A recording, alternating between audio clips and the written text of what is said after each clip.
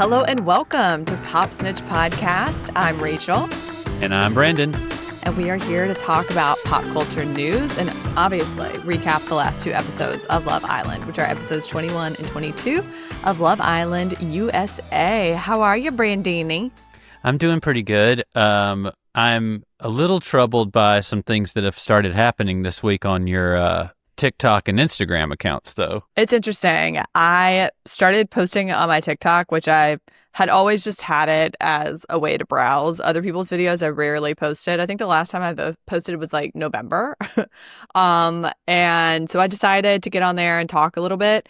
And of course, my inbox is now full of weird old men sending me hilarious messages. I'm pretty sure most of them are bots. Like none of the messages make sense. But I was telling Brandon, I had some who they're like, do you want a sugar daddy? And I'm like, well, of course, but I never, ever want to see you or talk to you in public. And Brandon's like, I don't think that's the way it works. And then I began.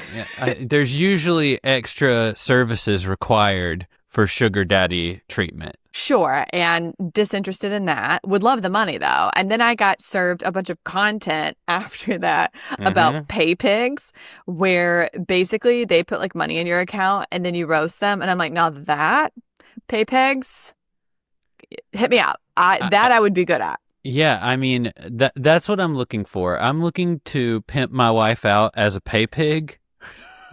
No, you're not the pay pig in this situation, correct? Oh, no. They are the pay pig. Yeah, they're little piggies that get that pay to be openly mocked. Like that's the whole point. It's like a humiliation ritual of some sort. Well, let me tell you, I'm not familiar with that world, but if it means that we can be rich and barely have to work, that might be quite sanctionable. Oh my God, I would have so much fun being mean to them. Are you kidding? It's like my dream. I was meant for that.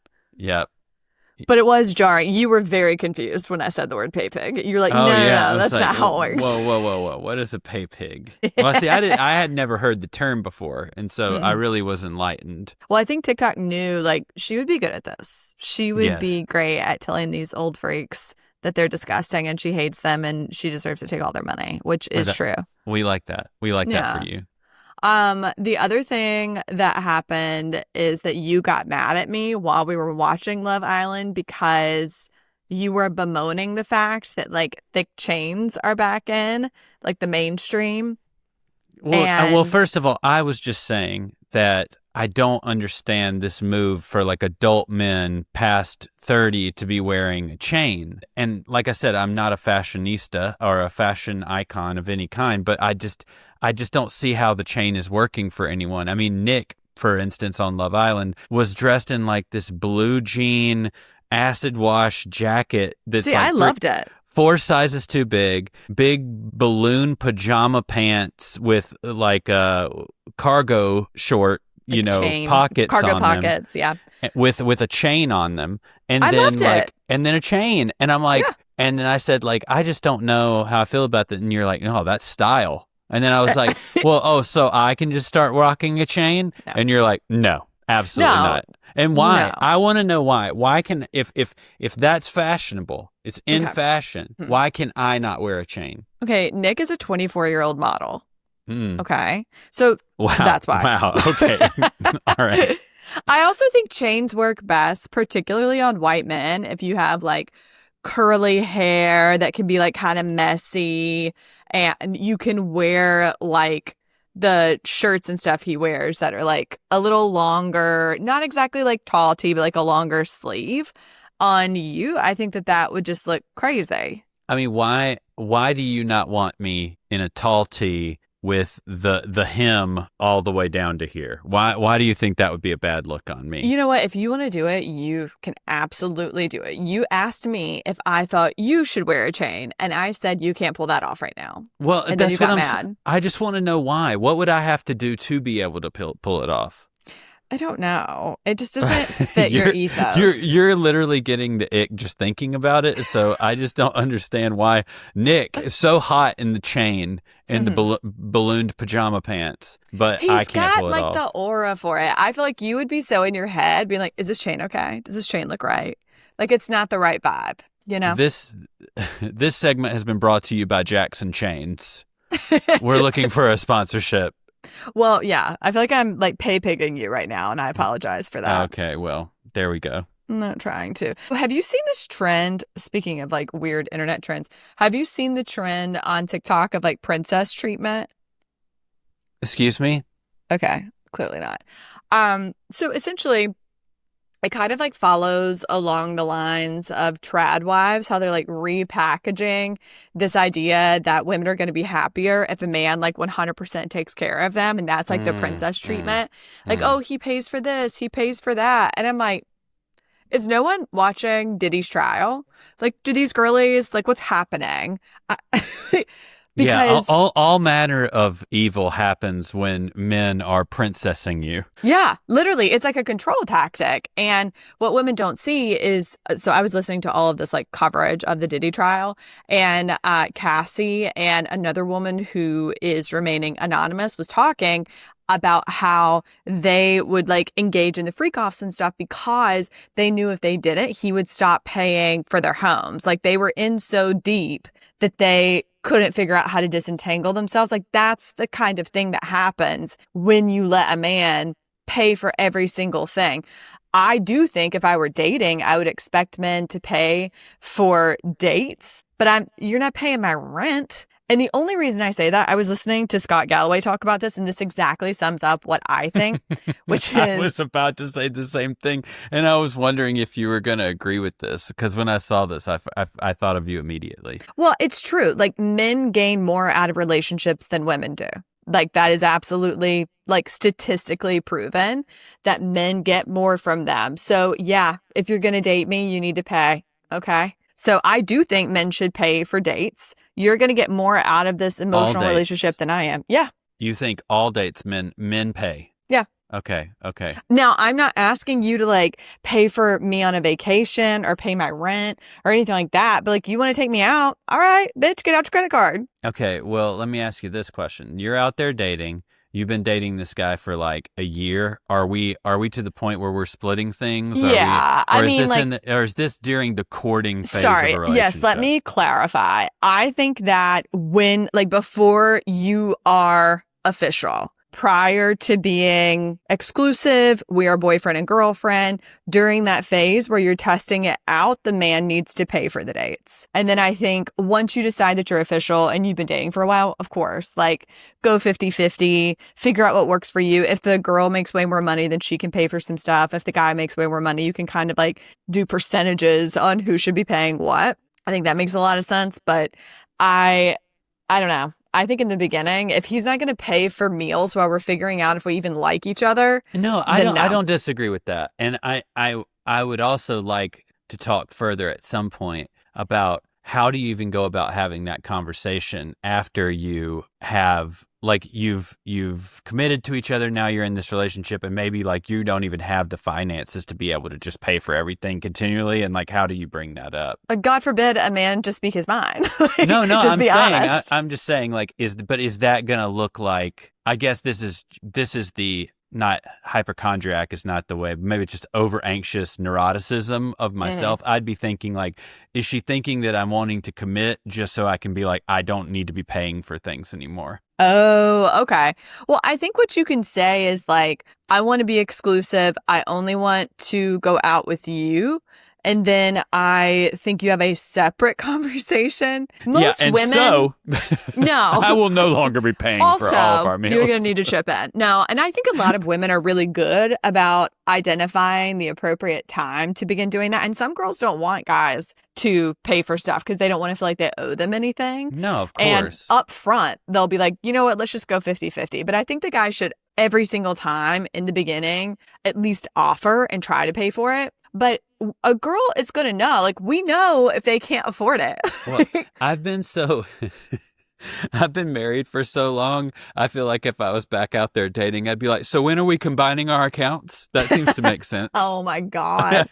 I know. It's like, how do you even navigate that world? I don't know. Like you and I we've been together for 20 years. Yeah, our finances have been integrated since For 16 years? Yeah, for 16 years. So it's like, it's really hard to think about life outside of that. But when I hear people talk about it now, I'm like, ooh, that is a fraught. There are many reasons to keep it separate and many reasons to combine it. So it's a lot of people have separate accounts and then one shared account where they put in the percentage of their money that they need to do for like rent or mortgage or whatever like dual payments they have. And I think that makes a lot of sense. Yeah, I mean, me too. The only thing I will say is if you are married, like that makes a lot of sense too, even if you're dating, if you move in together, to have like a shared fund where things automatically come out of.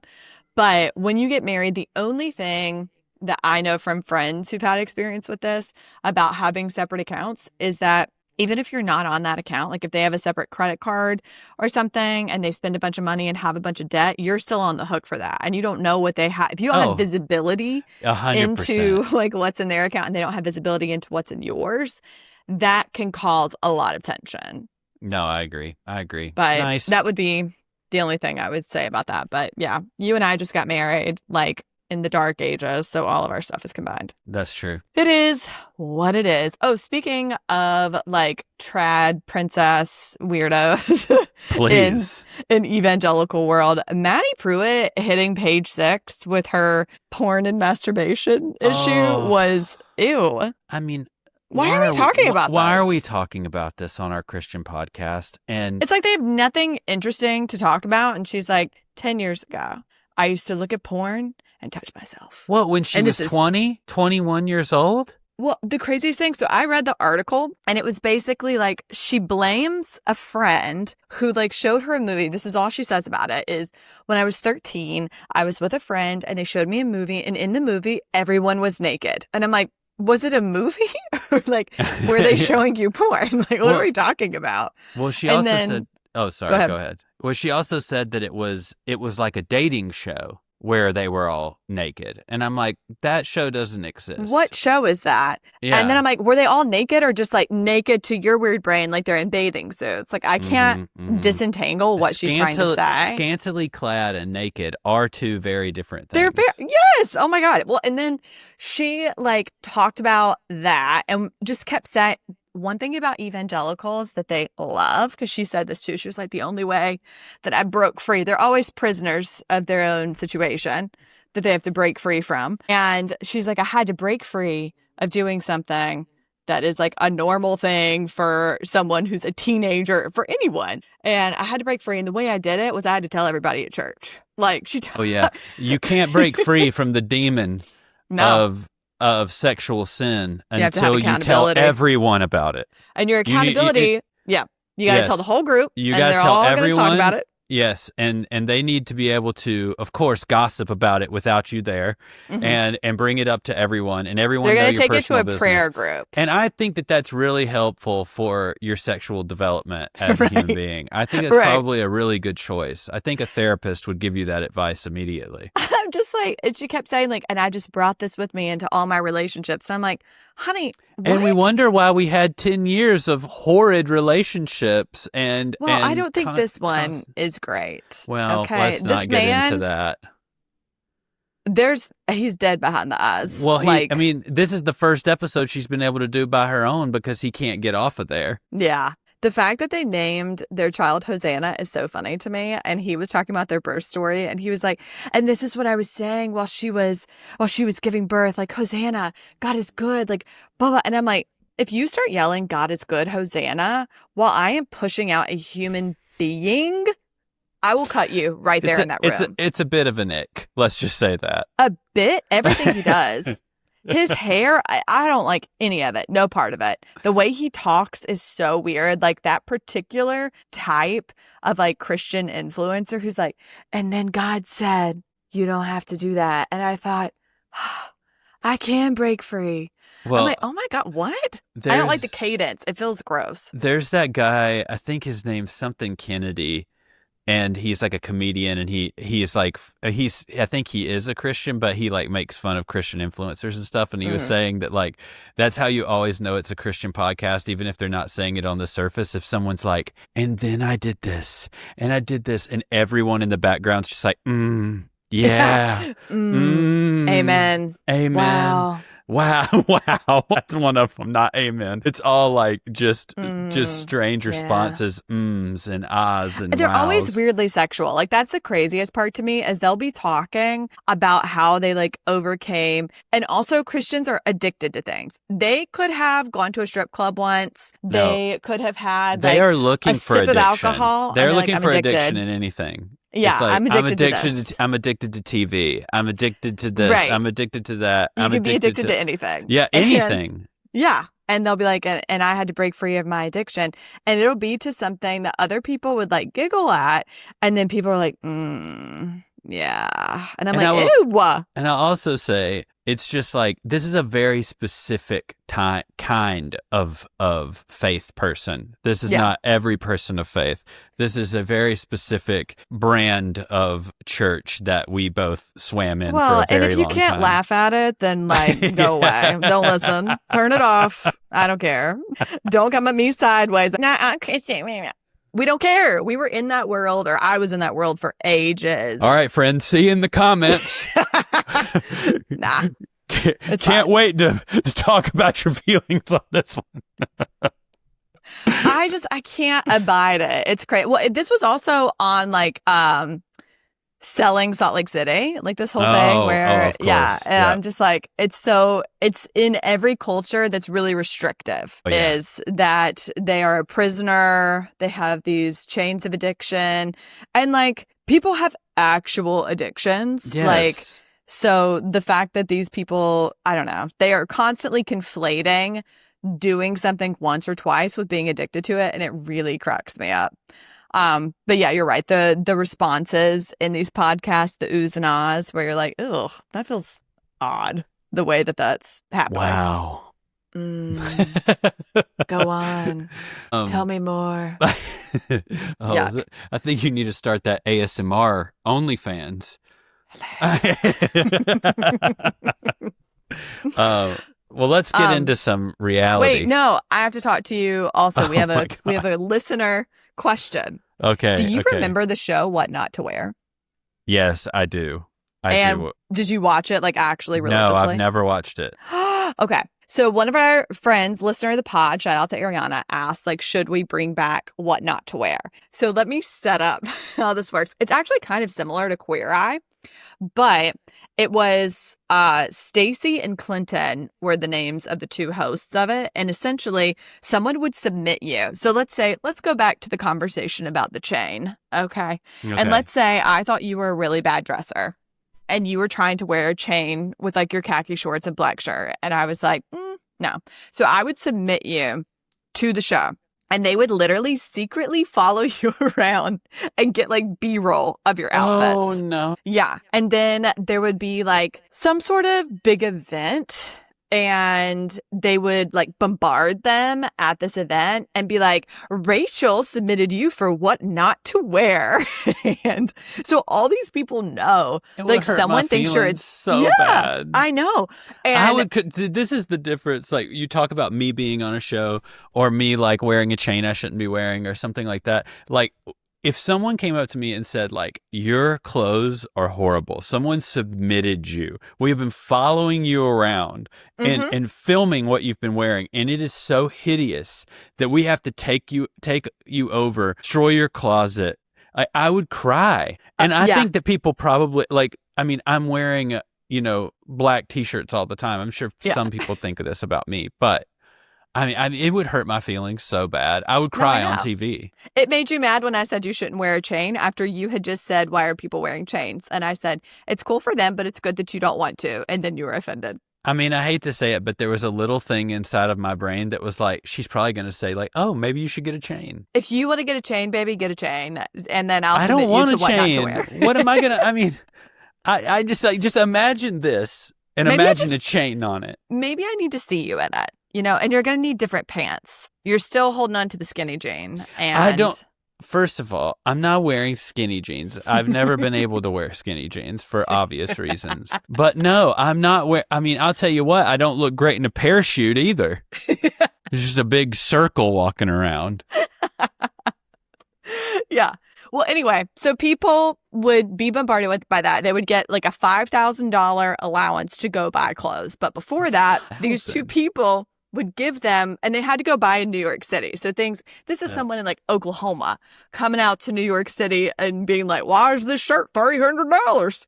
But before that, they would give them basically like a style lesson. Like, this is currently in style. This is the type of fit that is best for your body. This is how you style this type of dress. This is the type of heel or shoe you need for it, etc. And then they would let them go shopping, and they would be secretly filming them shopping. And then as people are like picking ugly things or things that they shouldn't be picking, they would run into the store and be like, what are you doing? You didn't pay attention. And like make them start over and try the process again. They also got like hair and makeup, like a makeover situation. Why are they picking? Well, they're trying to teach them how to do it. Like, think Queer Eye and the way that they like show them how to do it. And then they're like, maybe you go pick some pieces or put together something. Well, the last thing that Tan France is ever going to allow you to do is to go and pick something. Now, I don't always agree with the choices that he makes. Truly. Well, and that was the case with this. Like, sometimes they would really miss. It's like that Trading Spaces woman who used to glue like grass to the wall and stuff, and people would come in and be like, That episode is etched in my brain. They need to bring that back. And what was so unbelievable about that was that like these people trusted you to know their style. They were neighbors. And then they would come over and they had painted like their living room ceiling red. Yeah. Or the worst ones that I saw were definitely the moss wall. And then also this one family had like nice hardwood floors, and someone just painted a black line around the edges. And they were like, perfect. There was that old man who like loved putting like birds and stuff on everything. He loved a mural in the living room. And he's like, Noah's Ark right here with the giraffe.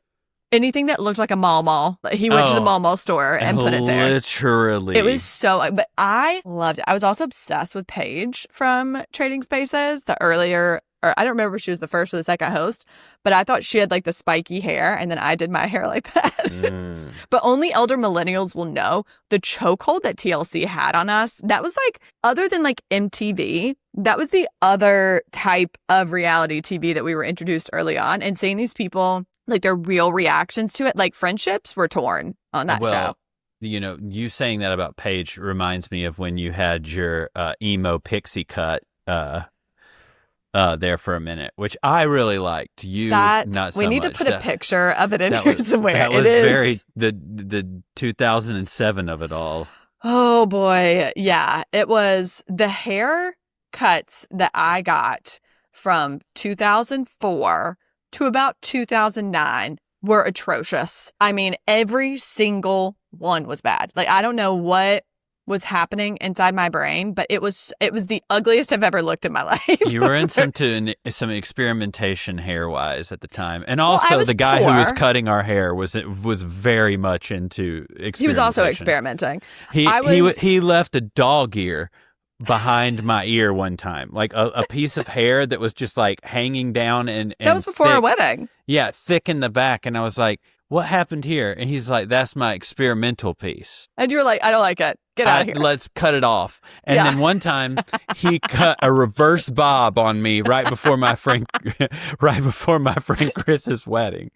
And when I tell you, it was cut up in the back and then literally jutted down to, like a carrot. It was a reverse bob, and he let me leave there like that. I had a bob at the same time, and I'm not kidding. We had the same haircut. I was in a band, and I was like, no. I got home, and I just thought like maybe it's because he styled it, maybe. And I got home, like, and I surely I don't have a bob. I literally got out scissors and cut that thing myself before this wedding. I was just like, I mean, talk about those videos on TikTok where girls like try to cut their bangs and they like pop up in their micro bangs. I mean, I cut my own hair for this wedding. It looks better than when it did look better, but it was a mess. It was bad. What is the movie where he has that like dark hair? Not No Country for Old Men. It's the other one. It's like a meme. Oh, it is No Country for Old Men, and it's the Javier Bardem character, and he's like, it's like a mop on his head, but that would be like that mop, but the back of it's cut up like the woman from 8 Kids and Counting. It's the Karen Kate. cut. Yes, the Kate cut. The Kate cut, the Karen cut. That is how, and it was like spiky too. Like it was crazy. I mean, he literally put that mother's cut right on top of my head. He came for your neck on that one. That was awful. It's like when my brother had not gotten his hair license yet, and he's like, "Can I practice on your hair?" And he just cut a hole in the middle of the back, which is why I had to get a pixie cut. Well, also, your brother at the same time was like, "Oh, I want to practice my dyeing skills," and this was about a month before. Again, he had not gone to hair school. He's an excellent stylist now. He does my hair. It was a couple of months before our graduation. And he cut my hair, and the cut was actually not that bad. The cut looked great, yeah. But he just took the top, like divided it into 3 sections, side, top, other side, and just dyed the top purple. Not like a purple like these lights behind me. Purple like just a dark... It was just absolutely wild. Your sound is different. Why? I don't know. You cut out for a minute. Okay, it's fine. Okay. It was what? I actually remember it being like more orangey and red. I don't remember. I mean, we need to find the photo. Dark purple was what I remember. It absolutely was not dark purple. That is fan fiction in your brain. Okay. All right. Well, we'll get pictures and post it because I think I still have some. The other thing I wanted to say before we get into the Love Island of it all is I cannot believe you are watching And Just Like That. Yeah, I'm still committed to the Sex and the City.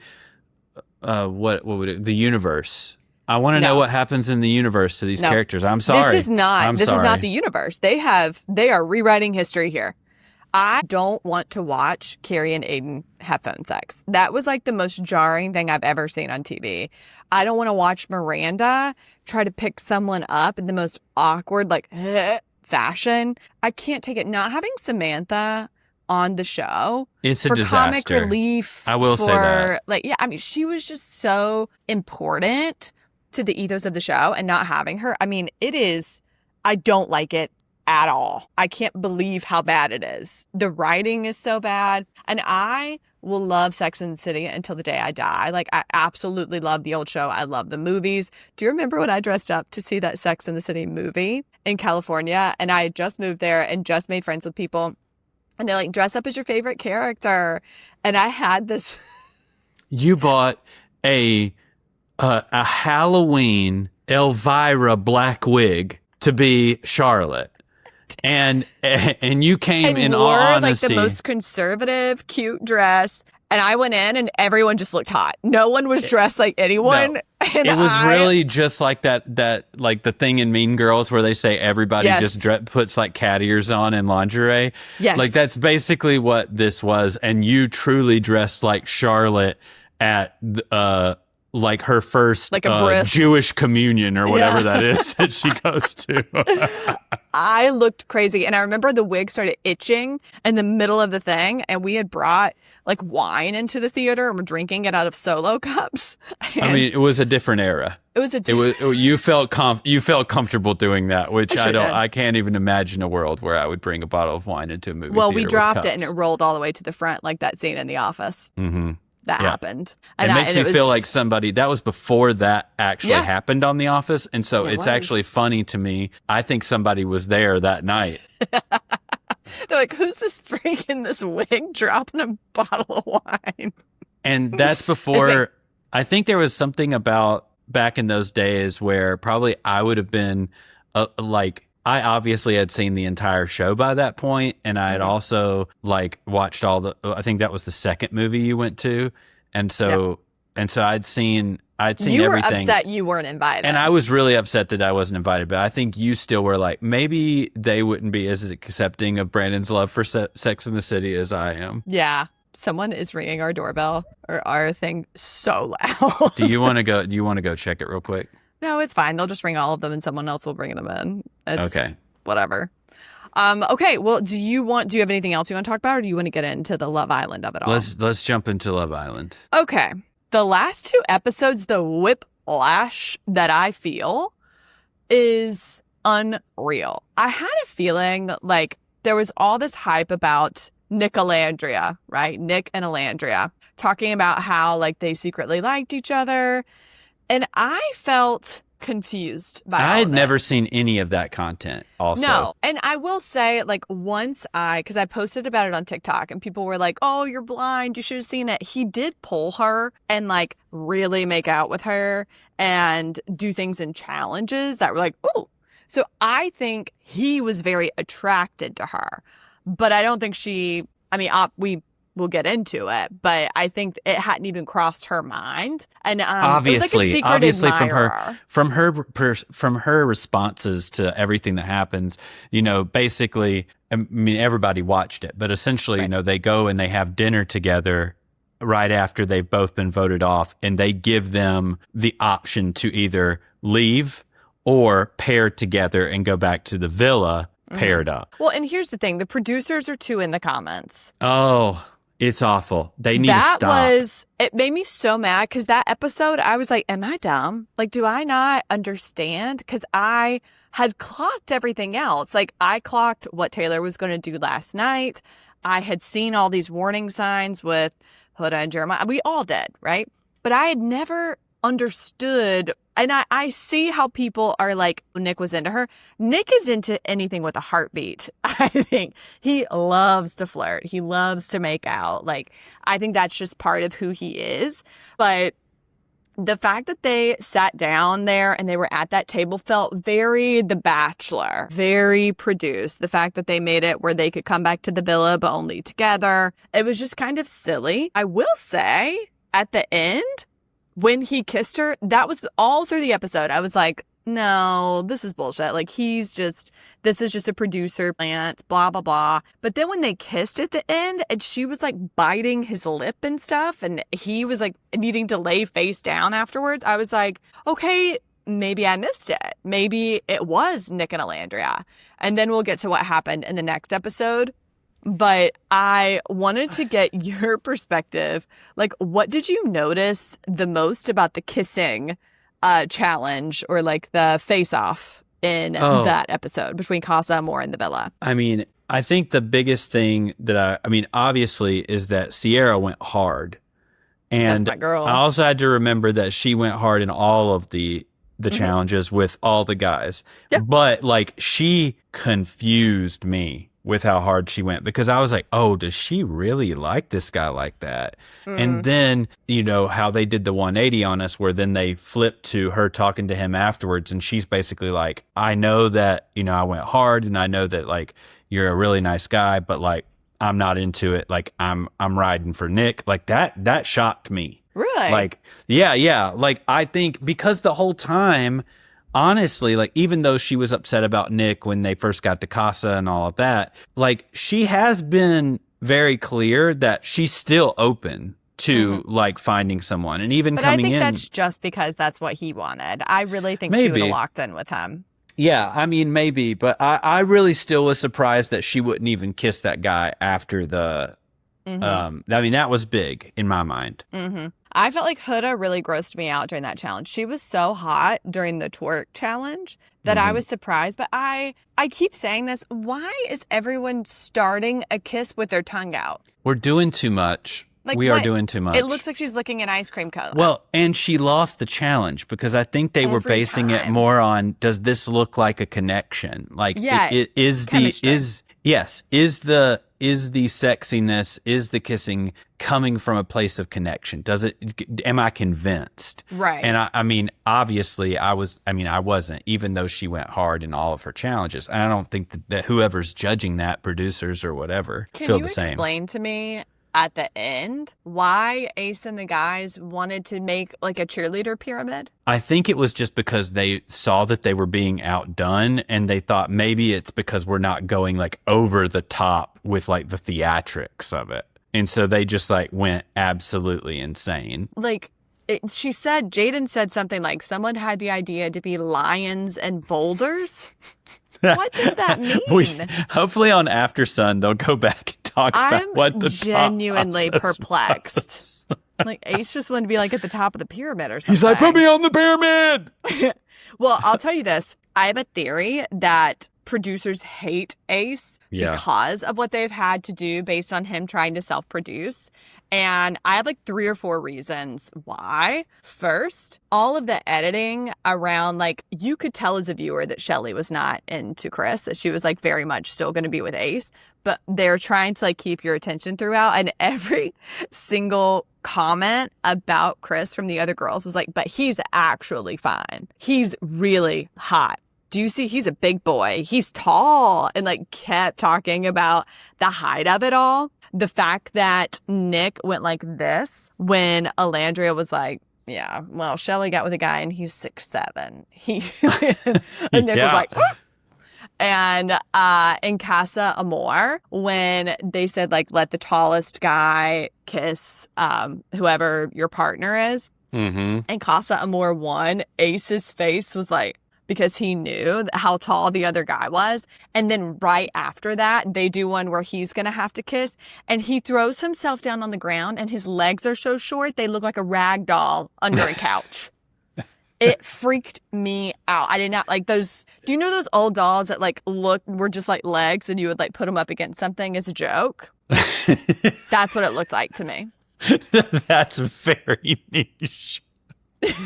I mean, who bought those? I don't know. I just remember seeing them. Weren't they supposed to be like the Wicked Witch of the East or something? Yeah, or Wicked Witch of like the West that type or something? Of thing. Just those weird floppy legs. The way he lay down, I was like, ew. I hope Shelley looks at this. I think you put them outside, like in your garden, like up against the house, not underneath the couch. I don't know why. You know those fake legs that people buy and put just fling under the couch? Sure. Yeah. I mean, maybe like for Halloween. But I can just tell that they are making so many comments about his height. And like, it's funny to me, but it's also like, wow, they really don't like him. Wow. I also think the photo booth is like another character in this. They are cracking me up. Olandria taking those pictures, like hot pictures of herself for Taylor.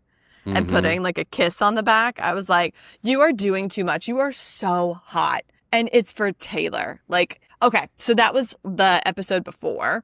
The Casa Amor people go back to the villa. And I was trying to figure out when she said everyone's coming back to the villa. I was like, how many couples are we going to have? But it made more sense when they did the recoupling. Were you surprised by anything? Did anything catch you off guard? I mean, Taylor not choosing Olandria.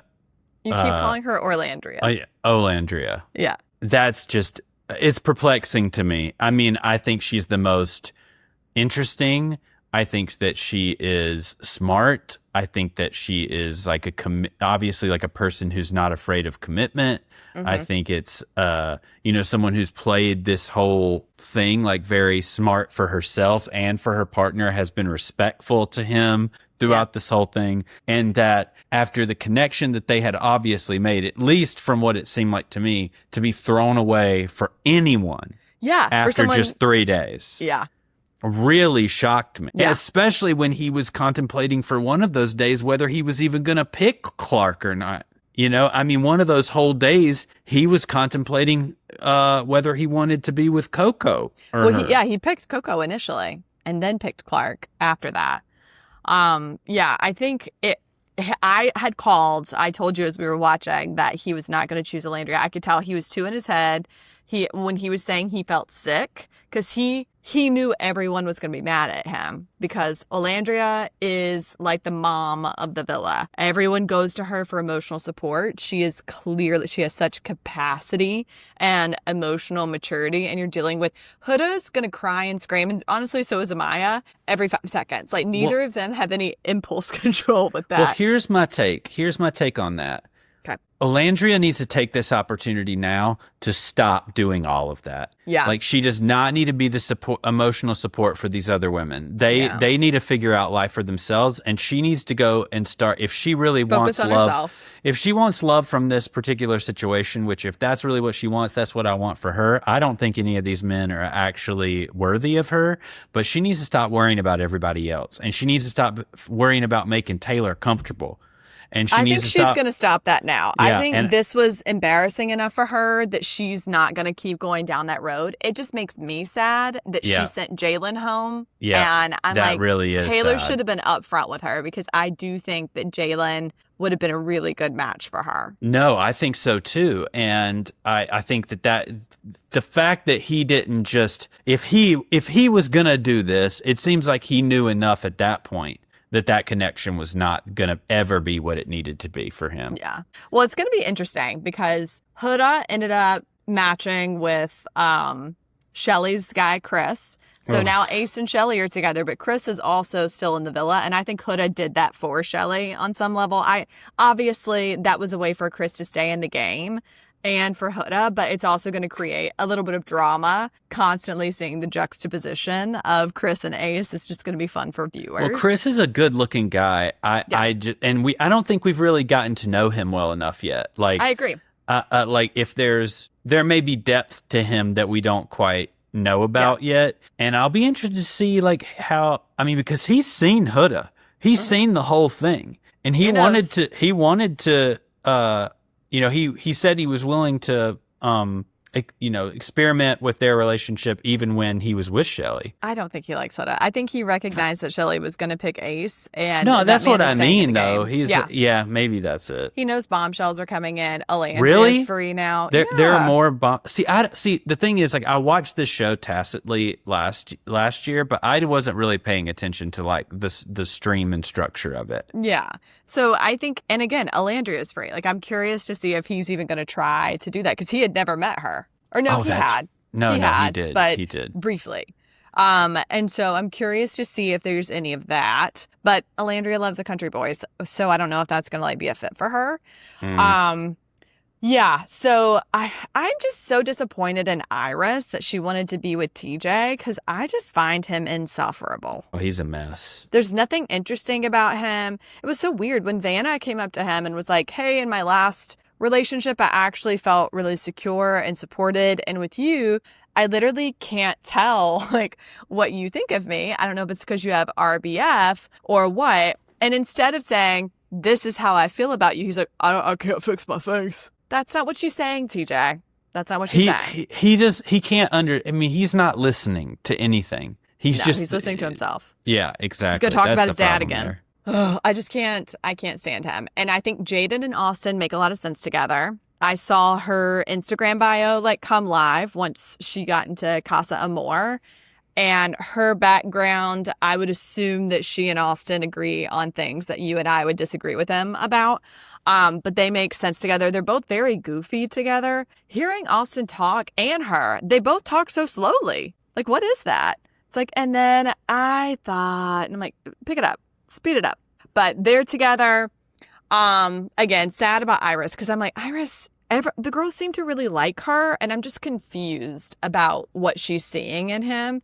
I'm so happy for Amaya Papaya. I really hope that Zach actually likes her and isn't just playing this to like stay on, which is still definitely a possibility. But it made me so happy to see her standing up there with two men who had her on their cards. She deserved that. Yeah, I don't disagree with any of that. I think that what I'm the most interested to see about this next episode is, will Nic and Olandria talk about their relationship and what happened between them, Sierra. and how will that affect Sierra, and will that affect the relationship between Nic and Sierra or Taylor? No, well, Nic and Sierra, and Nic and Taylor. Taylor's not going to care. The only person who's going to be deeply hurt by that is Sierra. And I'm curious to see, but Elian's still there. So we've got a lot of potential love triangles. Sierra is clearly very into Nic, but I am curious if, again, her stomach was hurting during Casa Amor and she just knew stuff wasn't right. And I am curious to see how she handles that news, because I do think he's going to tell her pretty expeditiously. He's good about that, to his credit. That man has taken me on an emotional roller coaster, and I'm so you mad hate at him, you love him. I know. Like you keep your entire emotions about him just are changing on a dime. He is he's such an interesting person to watch on TV. I will give him that. I think he was made for reality TV. The way brands are using that, I'm a mommy, a mom, mamacita, a mommy. Like, it's so funny. And I'm like, man, you have to, that was like comedy gold. Like, he gives and he gives and he gives. He is funny and silly, and he's handsome. Like, it's just, he's great on that show. He was such a fit for Love Island. He's exactly what it's supposed to be. I did hear someone say that Taylor likes Clark because Clark looks like Taylor. And then I looked at them side by side and I was like, wow, that's really interesting. That mirroring. Yeah, big time. So I don't know. I just think Taylor, I mean, I will say he had way more chemistry with her. And so to me, that does make sense. But I hated seeing Olandria be embarrassed twice. It really upset me at him. Well, we've got all new couples now. We sent home Coco, which I was devastated about because she's stunning. And I think she has a great personality. We sent home Vanna, which I saw coming, Zach, and JD. So they are all off the island now. And Olandria and Elan are in danger. They're single and vulnerable. So Sunday will be interesting. I'm so curious to see when we're going to vote again, like America's vote, how that's going to come into it. I need Huda off my screen. I know that's awful. I'm just so sick of her. Her reactions to everything annoy me. Well, it's always a Sunday night, I think. I think it's always a Sunday night vote, right? I don't remember. Okay. We are new to Love Island. We've watched almost every other franchise. We watched Love Island last year. I'm about to binge the Love Island UK for this season. So forgive us for not being the experts that you maybe need, but we're giving you our novice takes on this. We're jumping in. We're jumping in both feet, baby. But I'm excited about that. I'm done with her. She's like getting on my nerves. Like, the response to Taylor, I knew everybody was going to be upset when he picked Clark. Amaya was funny because she's like, Taylor, Tay, what? But then Huda's got to say some like obnoxious comment. And Amaya's really is like, wait, what? Like, she was confused. And Huda always, if anyone else is getting attention or doing anything, she's got to yell or cry or scream and make it a show about her. And I'm like, show me less of her on my screen. I'm begging you to see less of her. I'm done with her. I don't think that this is her year. I don't think this is going to be where she finds love. I don't think there's anybody left in the villa. I don't think it's there for her. I honestly don't think it's there for Amaya either. I just I don't think this guy is the right fit for her. I'm worried for all of them. Oh no, I still have hope for Amaya. I love Amaya. This is not an against Amaya. No, I know, and I hear you. Okay. I don't think Huda's going to find someone who wants to be with her long term. That she needs to do a lot of work on herself before she tries to get into a relationship, to be perfectly honest. Yeah. She has got to figure out how to have relationships with people that are not all about her. And until then, she's going to be Hurricane Huda. Like, it's not going to work. That's real toxic. So I'm glad Pepe kind of bounced back. I really loved him with Hannah, but Grayson kind of looks like Hannah. Yeah, he's got a type. Yeah, he does have a type, and they seem to be vibing. I feel like Pepe doesn't get a lot of attention on the show because he's so chill, but he is like pretty smooth. Like, I didn't find him very attractive when at first glance when he came in as a bombshell, but he really has grown on me as I watched him. And he's mature, or at least more mature than the other guys when it comes to just knowing how to talk with women and interact with people on a basis. Yeah. All I need Ace gone and I need Huda gone. And it's going to take a long time. Ace is not going to be gone. Ace is not going to be gone. Ace. Well, he's not going to win. That I do believe. I don't believe people at this point. Is there a couple that you? I think Nic and Sierra, if they stick it out, can win. If they stick it out, they've won. If they stick it out together, they've won. If they split up, it's going to be rough. Yeah, if it comes down to Ace and Shelly and Nic and Sierra all day, every day, like, for sure. I don't think there's nobody that really wants to see Ace win. Like, he has done too much damage and been like the king of the castle there. Oh. King in the castle, king in the castle. Ugh, I just find him so annoying. So we'll see. Well, let's talk to the Austin off my screen too. Don't talk about my boy Austin. He can go home. Okay. Go home to Florida and be a pool boy. All right. So let's talk to the community for a minute here. Let's talk to them about what we need them to do, how we need them to help us out. Okay, so if you're listening to the sound of my voice right now, I need you to make sure you're following us on all social media. And I really, really need you to share our content and get other people to follow us. We want to get a decent following. We do have BravoCon tickets, and we want to be taken seriously and try to get some interviews with some Bravo Lebs. And we are also doing live events. So yes, we are planning on doing a live event at a bar in Manhattan for the finale of Love Island. We've already got it in the works. We're waiting for them to give concrete notice of what day that is. And we absolutely want you to come if you can. We're going to do games. We're going to try to do some get to know you, see if we can make some love connections, a raffle. Absolutely. So please, please, please, please, please support us online so that we can go out and meet people in real life and take our love for reality TV and create community. Yep. And so we're excited for that. And the best way to find all of our links to follow us online is to go to popsnitch.com, where you can find our links to everything. And just to let you know, we are on YouTube with the full episodes video for everybody to watch. So if you haven't done that yet. And I put on makeup, so go watch it. Yeah. So if you haven't done that, go and check us out on YouTube.